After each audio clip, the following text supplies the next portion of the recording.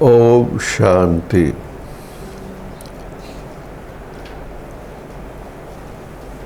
नष्टो मोहा स्मृति लब्धा। गीता का जो भाई बहनें अध्ययन करते हैं और बहुत भावना रखते हैं गीता के लिए, तो गीता का जो 18वां अध्याय है और उसके लास्ट में ये बात आती है कि भगवान ने जो वैसा वो मानते हैं कि जब उन्होंने ज्ञान दिया खास अर्जुन के प्रति, ऐसा वो बोलते हैं,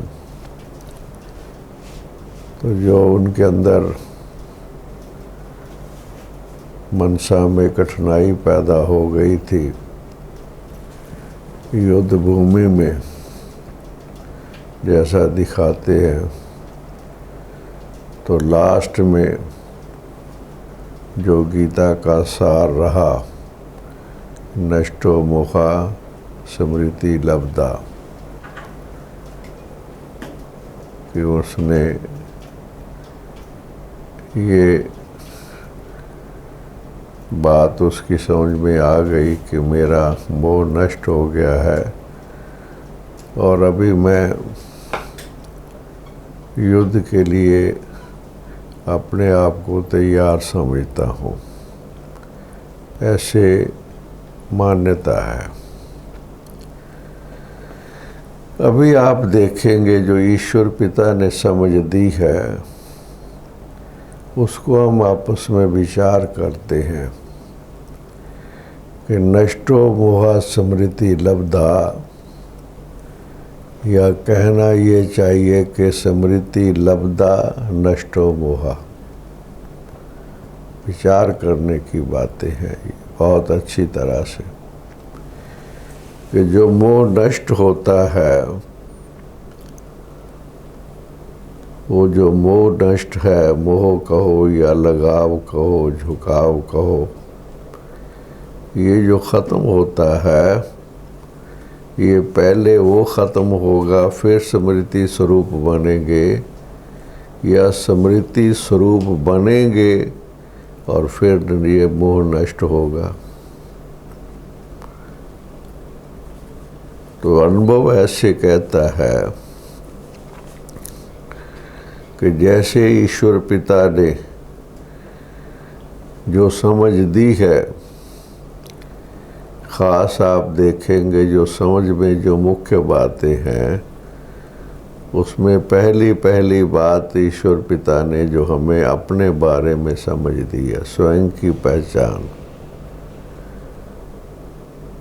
हम अपने आप को ये शरीर, ये देहधारी, यही समझ के चल रहे थे। ये देह के संबंधी जितनी भी बातें हैं हम उसी को ही अपना समझते थे, हम यही हैं।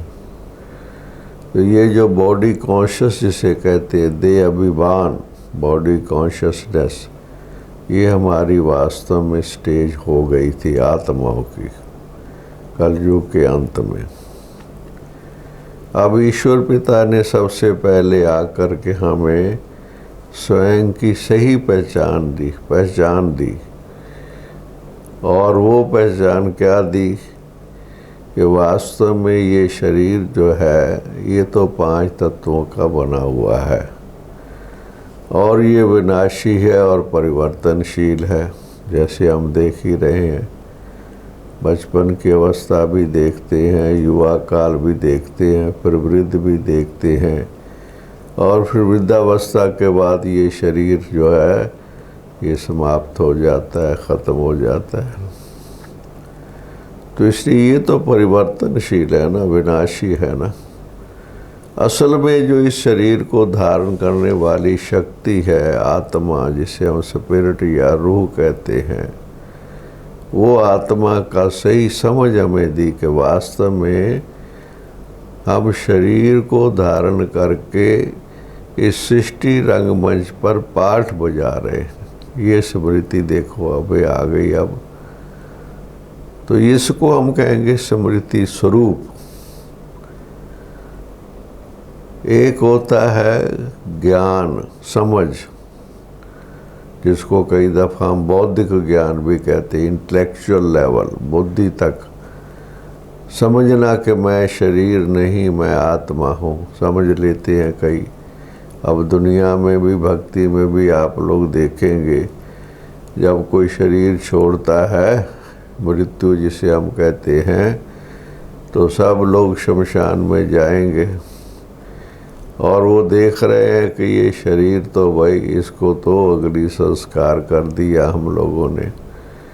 मगर आप देखेंगे उसके बाद वो किसी न किसी धार्मिक स्थान में इकट्ठे हो करके सब लोग क्या कहेंगे कि इस आत्मा को जिन्होंने शरीर छोड़ा है, ईश्वर पिता उसको अपने चरणों में रखना, जैसे वो बोलते हैं, उस आत्मा को शांति देना, ऐसे बोलते हैं।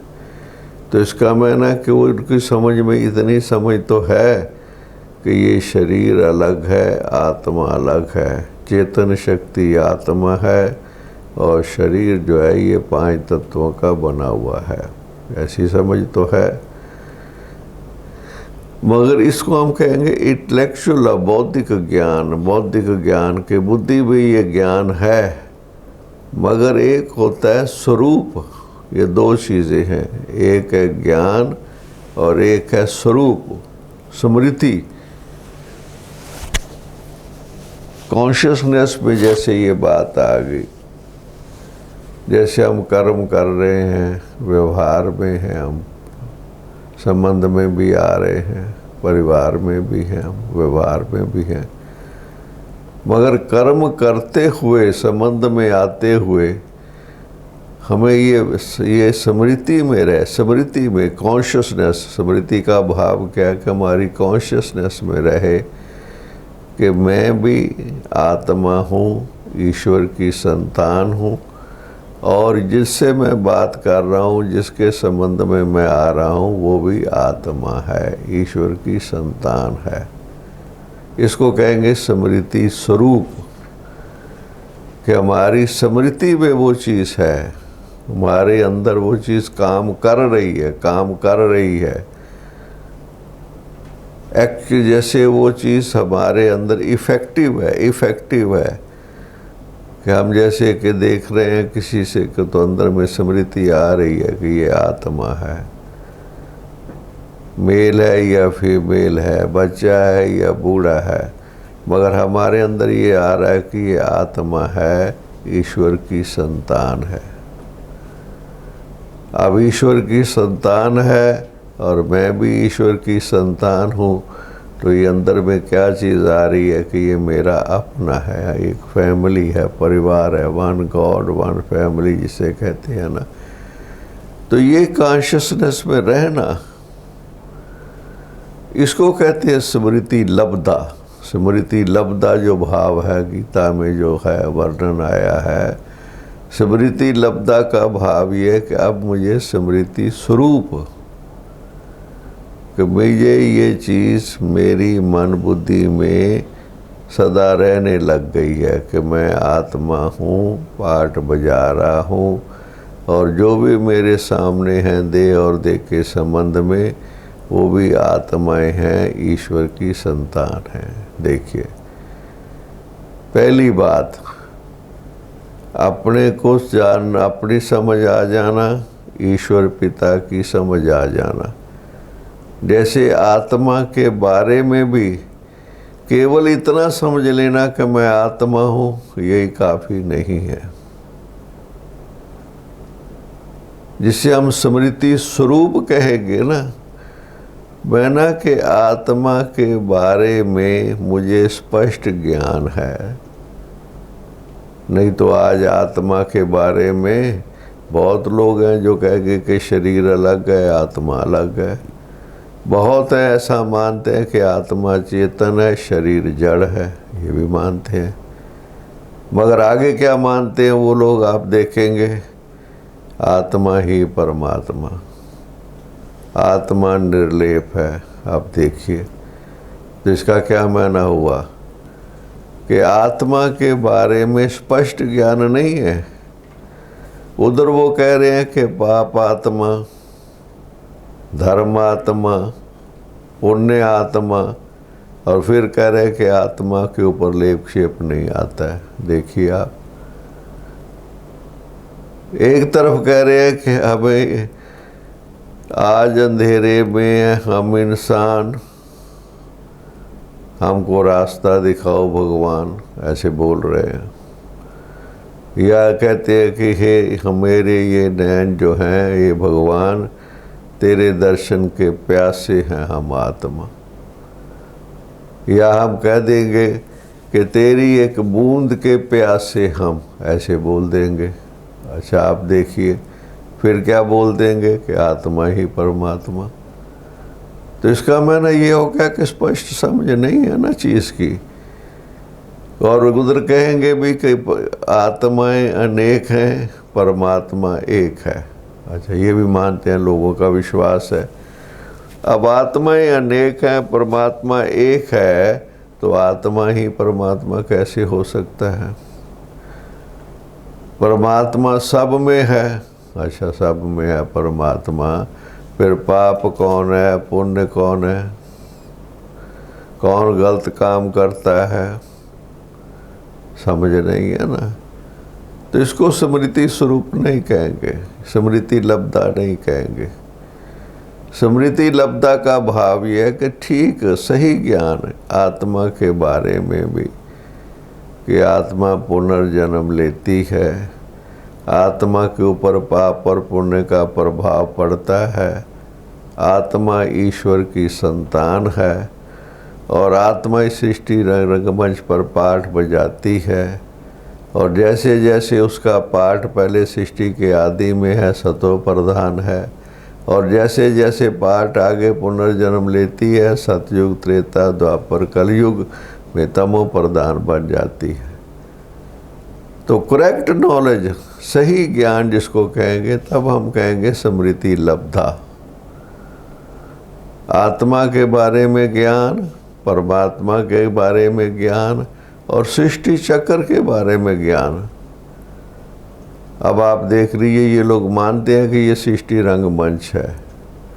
अच्छा, ये भी मानते हैं कि सतयुग था, त्रेता युग था, द्वापर युग था, कलयुग था, ये भी मानते हैं। अच्छा ठीक है, मगर एक एक युग की आयु आप देखिए, सतयुग की आयु कितनी थी, कलयुग की आयु कितनी है।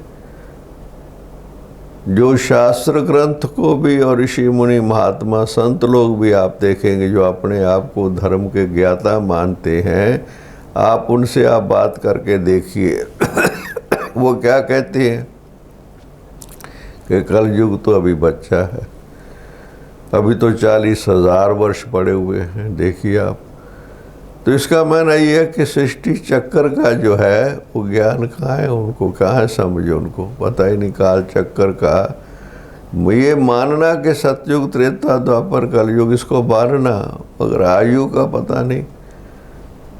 अगर कोई कहे जी मैं दिन और रात को मानता हूँ, अच्छा भी अच्छी बात है, दिन और रात को मानते हैं, पर आप बताइए दिन कितने घंटे का है, रात कितने घंटे की है। अगर ये समझ ही ना हो तो उसको क्या कहेंगे।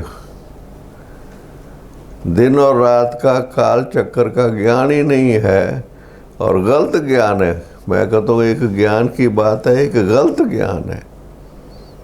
एक होता है कि जी हमें पता नहीं है, जैसे लोग पहले लोग क्या करते थे, वो फिर भी लोग सतोगुणी थे कि भगवान के बारे में हम नहीं जानते, हम तो भाई पुनर्जन्म में आते हैं, आत्माएं हैं, ईश्वर तो भाई हम नहीं जानते। नेति नेति क्या माना, हम नहीं जानते, फिर भी थोड़ा बेटर थे। मगर आजकल आप देखो क्या कहते हैं कि आत्मा ही परमात्मा है, परमात्मा सब में है। तो ये इसको अज्ञानता कहेंगे, ज्ञान नहीं, इसको कहेंगे अज्ञानता। गलत समझ, राइट समझ ना होना, उसको क्या कहा जाएगा? तो इसलिए पहली बात ये कि समझ ना होना। फिर है स्मृति स्वरूप।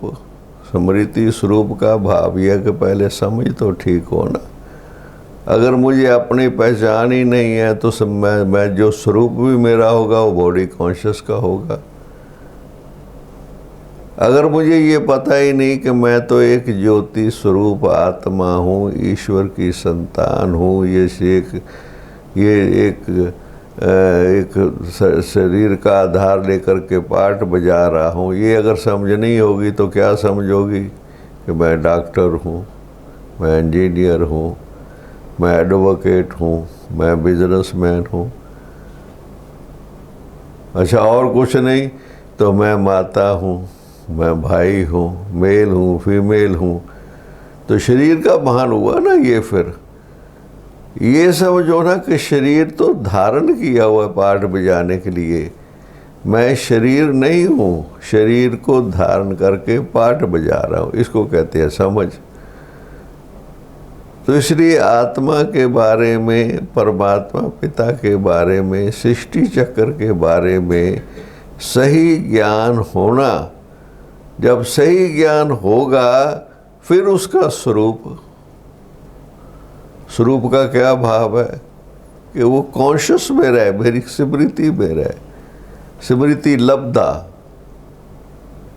लब्धा का क्या भाव है कि मुझे हर वक्त ये याद रहता है, हर वक्त ये याद रहता है कि मैं आत्मा इस सृष्टि रंगमंच पर पाठ बजा रही हूँ।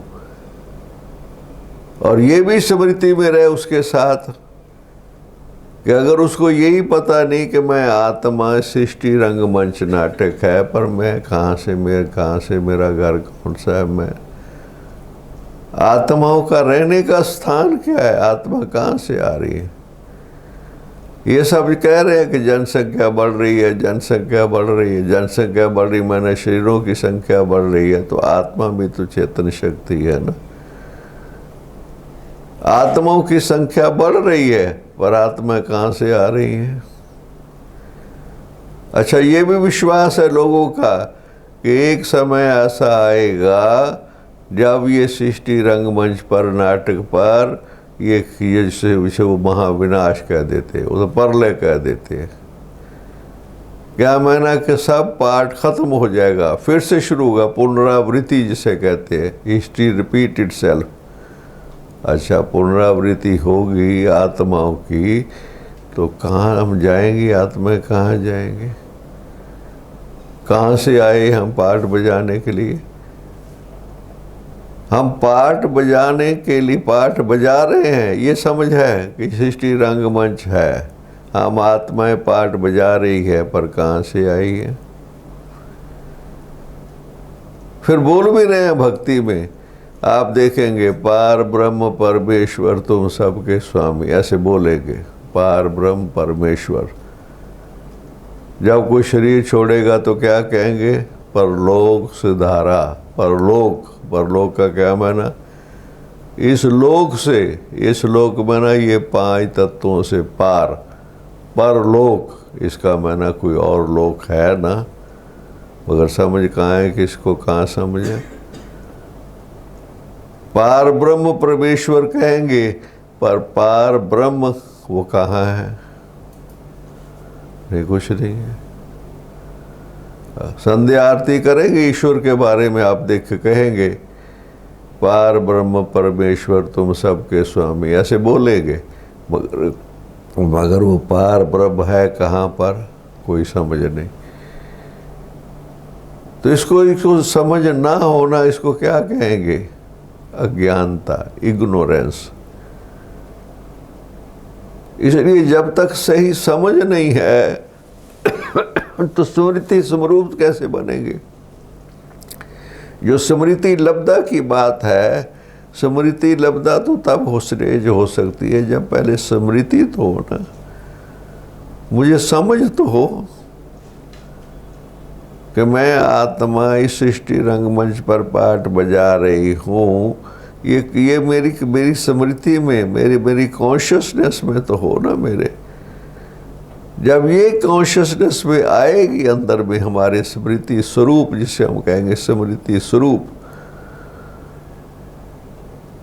तब जाकर के वो स्टेज जब बढ़ेगी नष्टो मोहा। फिर अगली स्टेज है, नेक्स्ट स्टेज है।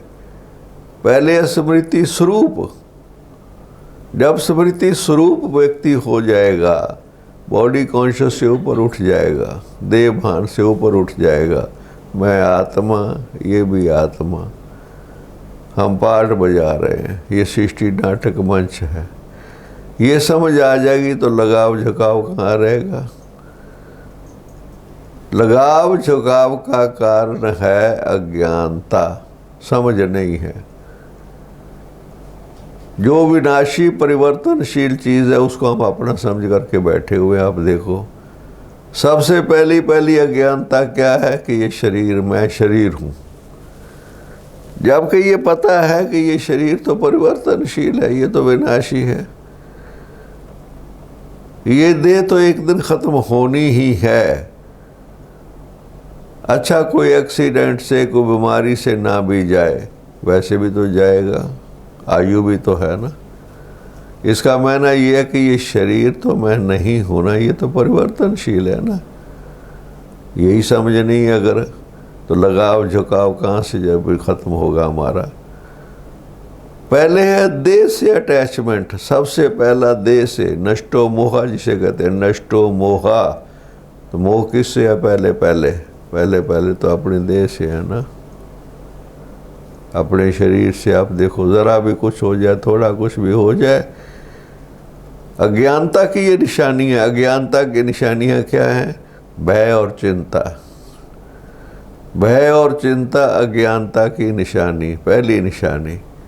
क्यों? ज्ञान कहता है कि जिस समय जो होना है वो होना ही है, बस। शरीर की संभाल रखना अलग चीज़ है, पर शरीर के एक दिन जाएगा, ये तो अंदर पक्की बात है ना। इसको दुनिया की कोई ताकत रोक सकती है?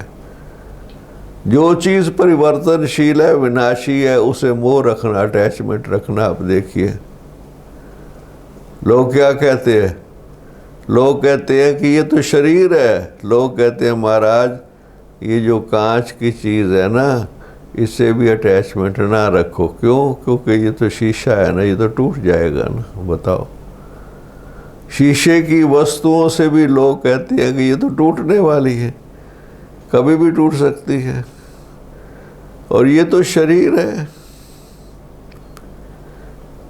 तो इसलिए नष्टो मोहा, पहले तो अपने शरीर से उपराम।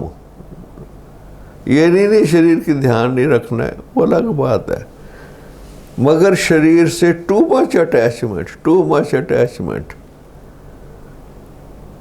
मैंने देखा है 24 घंटे का दिन है ना, मैं ऐसे कई भाई बहनों को जानता हूँ कि 18 घंटे उनको अपने शरीर का फिक्र है और उसकी संभाल कर रहे हैं। 18 घंटे, 6 घंटे तो सो जाते हैं। जब तक वो जागते हैं ना, तब तक अपने शरीर के अलावा कुछ बात नहीं। उनको काम धंधा कर रहे हैं, वो ऐसा नहीं काम धंधा नहीं कर रहे हैं, पर काम धंधा करते हुए उनको शरीर का इतना ज़बरदस्त ध्यान है, ज़बरदस्त, टू मच।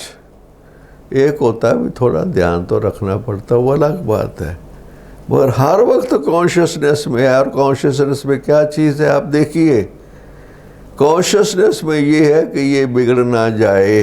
देखिए, नेगेटिव कहते हैं पॉजिटिव सोचो, मगर मैंने देखा है कि लोगों का नेगेटिव सोच है कि मेरा शरीर बिगड़ ना जाए, बीमार ना हो जाऊं। अब देखिए, लोग कहते हैं अच्छा सोचा करो भाई, बुरा ना सोचो, मगर हम तो रोज़ ही ऐसा सोच रहे हैं कि बीमार ना हो जाऊं।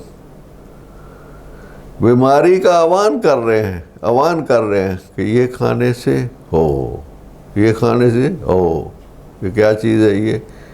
हर वक्त उनको हर वक्त ध्यान है, हर वक्त। अगर 6 घंटे नींद करेंगे ना तो 18 घंटे में 18 बार वो अपने शरीर को कुछ ना कुछ ध्यान रखते हैं ठीक रखने के लिए। 18 बार तो कम से कम। ये गोली खानी है, ये दवाई खानी है, ये खाना है, ये नहीं खाना है। ये कॉन्शियसनेस में क्या चीज़ है? क्या कॉन्शियसनेस में है? देह ही तो है।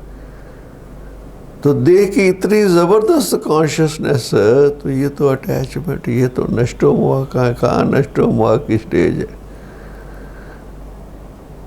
अरे भाई, अपना खाओ पियो, आराम से ध्यान रख के खाओ पियो, अपना ठीक रहोगे आप, क्यों नहीं ठीक रहेंगे हम? मगर इतनी अगर आप अगर जिस एक लॉ ऑफ अटैचमेंट क्या कहते हैं, एक लॉ ऑफ अटैचमेंट है, बड़ा ज़बरदस्त लॉ है ये law of attachment. Law of attachment क्या कहता है कि जो आप सोचोगे वैसा होगा। इसको कहते हैं लॉ ऑफ अटैचमेंट। अगर मैं सोचता रहूँगा बीमार ना हो जाऊँ तो बीमार होना ही है, लॉ ऑफ अटैचमेंट है ना। मैं हर वक्त ये सोच रहा हूँ कि मैं बीमार ना हो जाऊं। क्यों बीमार क्यों ना हो जाऊं? मैं ठीक हो जाऊं, मैं ठीक रहूं। अच्छा चलो, कम से कम ये सोचना भी है। अगर आपने शरीर का भी सोचना है तो इतना तो सोचो कि मैं ठीक हूँ, ठीक रहूँगा, ठीक हूँ, ठीक रहूँगा, मैं ठीक ही रहूँगा। बहुत अच्छा है। कोई पूछे भी आपको तो कहो हाँ बिल्कुल ठीक है, बहुत अच्छा है, इतना तो कहो। मैंने देखा कई नहीं कहेंगे। आप उनको ज़रा पूछ के तो देख लो, महाराज कैसे हो? वो चल रहे हैं, दिन कट रहे हैं बस। जैसे हर वक्त ही मन में बीमारी है, हर वक्त ही मन में बीमारी है। अब नष्टो मुआ, बताओ नष्टो मुआ की स्टेज कहाँ कहाँ? जिसको अंदर हर वक्त ही देह, अपनी देह की देह का ध्यान है। अरे भाई देह का ध्यान का मैंने ये ठीक है कि इसको साफ स्वच्छ रखो, शुद्ध रखो, वो ठीक है। मगर बाबा के घर का ब्रह्मा भोजन मिल रहा है, आप भोग लगा दिया है, भगवान ने खा लिया, मैं नहीं खा सकता। भगवान का शरीर थोड़ा है, वो तो निराकार है ना, शरीर तो मेरा है ना। भगवान तो भोग लगा सकता है, मैं नहीं लगा सकता भगवान का। मेरा भोग अलग लगता है, भगवान का भोग अलग लगता है। देखो कईयों की ये स्टेज है। अब देखिए जैसे कि उनके आप देखिए अंदर, आप स्टेज देखिए क्या चीज़ है ये अटैचमेंट नहीं है, इसको लगाव झुकाव नहीं कहेंगे। इतना लगाव झुकाव कि बात मत पूछो। मैंने कहा ना कि 18 घंटे स्वाय शरीर के अंदर में सूक्ष्म, बाहर में काम धंधा कर रहे हैं, ऐसा नहीं खाली बैठे हुए हैं। काम धंधा करते हुए अंदर में ध्यान उनका अपने देह की तरफ है। जबरदस्त। अब कहाँ नष्टो मुआ स्मृति लब्धा, बताओ स्मृति लब्धा कहाँ है? अगर स्मृति लब्धा हो जाए तो नष्टो मुआ हो जाए, मैं तो ऐसा मानता हूँ। अगर उसको ये विश्वास हो जाए कि इसने जब जाना है तब जाना है, जो होना है वो कल पहले की तरह होना है, दुनिया की कोई ताकत रोक नहीं सकती। ध्यान रखना अलग चीज़ है, फिक्र और चिंता रखना अलग चीज़ है। तो फिक्र और चिंता जो है ये अलग चीज़ है बिल्कुल। ये हमारी मन बुद्धि को बिजी रखती है, फिक्र और चिंता। इसलिए तो कहते हैं चिंता जो है चिता समान। चिता समान क्या माना? चिता किसे कहते हैं? चिता को आप देखो ज़रा, सामने लगाओ कि चिता किसे कहते हैं? कि शरीर जल रहा है, चिता। चिंता चिता समान, कि शरीर जल रहा है हर वक्त, इसको कहते हैं चिंता चिता समान। कि मेरा शरीर जल रहा है, देखिए आप, चिंता चिता समान।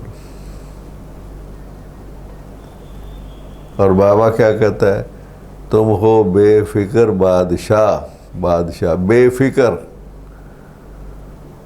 चिंता की बात छोड़ो, फिक्र की बात छोड़ो, बेफिक्र बादशाह। बेफिक्र बादशाह क्यों है कि जो होना है वो होके रहेगा, होनी होके रहेगी।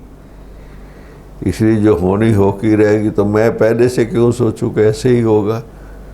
जब होगा देखा जाएगा, सामने आएगा। देखिए अंदर में क्या चीज़ है। चैलेंजेस को फेस करना किसे कहते हैं, शक्तिशाली स्टेज किसे कहते हैं, शक्तिशाली। कहते हैं शक्तिशाली का माना है जिसके टेस्ट आते हैं उसको कहते हैं शक्तिशाली। पास होता जाएगा ना, जितने टेस्ट आएंगे उतनी शक्ति बढ़ेगी। क्यों, पास हो गया, टेस्ट आया पास हो गया, टेस्ट आया पास हो गया। तो ये तो शक्तिशाली स्टेज है ना, मानी जाती है। कोई चीज़ आई ठीक हो गया, फिर क्या आई ठीक हो गया, उसको कहेंगे शक्तिशाली। और कमज़ोर किसे कहेंगे, जो टेस्ट देने से घबराता रहता है। कमज़ोर की क्या निशानी है, ऐसा ना हो जाए, ऐसा तो नहीं हो जाएगा, ये तो नहीं हो जाएगा, ये निशानी कमज़ोरी की है। शक्तिशाली की क्या निशानी है, जो होना है वो होके ही रहेगा, जब होगा तब देखा जाएगा। इसलिए हम जब छोटे थे तो कहा करते थे कि 100 कोस दरिया है, अब अभी को कपड़े उतार लिए आपने। 100 कोस दरिया है, नदी क्रॉस के, पहले नदी क्रॉस किया करते थे कपड़े उतार करके, तो कहते 100 कोस नदी है, तुम अभी को कपड़े उतारते हो। इसका क्या भाव था अंदर में कहने का उनका, कि जो चीज़ होनी है उसको आने तो दो पहले। और अगर हम पहले से ही समझते रहेंगे थॉट सिस्टम देखिए, तो नष्टो मोह की स्टेज कहाँ आएगी। इसका माना क्या चीज़ है, स्मृति लब्धा नहीं है। स्मृति स्वरूप हो तब नष्टो मोह हो सकते हैं। स्मृति स्वरूप ना होने से नष्टो मोह नहीं है। जो स्मृति स्वरूप होगा,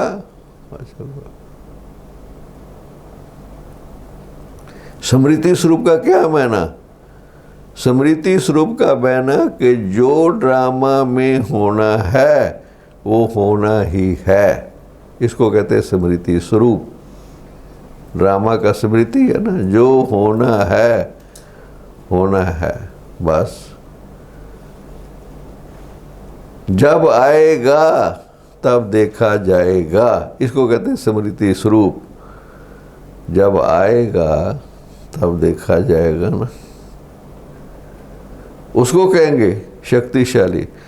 और इससे भी अगली स्टेज क्या है, जब आएगा तभी तो जीत पहनेंगे। और एक आए ही नहीं, आ तो नहीं जाएगा। अब ये देखिए, एक ये सोचे कि आ तो नहीं जाएगा, पता नहीं आ तो नहीं जाएगा, ये किसकी निशानी है, ये कमज़ोर की निशानी है। भाई जब आएगा देखा जाएगा कि उसमें क्या बात है। इसको स्मृति स्वरूप, ज्ञान का स्मृति स्वरूप, आत्मा का स्मृति स्वरूप तो ठीक है, शिव बाबा का स्मृति स्वरूप भी ठीक है, ड्रामा का स्मृति स्वरूप नहीं होता है। ड्रामा स्मृति स्वरूप जो है ना, अगर ड्रामा स्मृति स्वरूप हो जाए, नष्ट मोह नष्ट हो गया है। ड्रामा स्मृति स्वरूप का क्या माना, कि जिस समय जो होना है वो तो होना ही है, उसकी तो तैयारी करनी है ना, मुझे स्ट्रांग बनना है ना। मैं ये सोचता रहूं कि वो ऐसा ना हो जाए, नहीं, उसकी तैयारी करनी है। अब स्ट्रांग बच्चे क्या होते हैं, जो स्कूल कॉलेज में पढ़ते हैं, वो पेपर की तैयारी करते हैं या सोचते रहते हैं पेपर तो नहीं आएगा, पेपर तो नहीं आएगा, ये सोचते हैं या तैयारी करते हैं कि पेपर आएगा तो पास होना है। ऐसे ड्रामा है। इसको कहेंगे स्मृति स्वरूप। ड्रामा का स्मृति स्वरूप नहीं है, इसलिए नष्टो मोहा नहीं है। इसलिए ये जो भक्ति मार्ग में कहा गया नष्टो मोहा स्मृति लब्धा, नहीं, मैं कहता हूं स्मृति लब्धा नष्टो मोहा। पहले स्मृति लब्धा, जिस समय जो होना है भावी है, भावी कहते हैं, भावी टाले नहीं टले, कहते नहीं है भावी टाले नहीं टले। क्या मैना? ये नहीं कि जिस वक्त किसी की मृत्यु होनी है उसको हम भावी कहते हैं। भावी हर घड़ी है, हर घड़ी भावी है, हर सेकंड भावी है। जिस समय जो होना है आप लाख प्रयत्न कर लो वो होगा। तो इसलिए हम डरें थोड़ा, हम फेस करें, अंदर में ये रहें, फिर क्या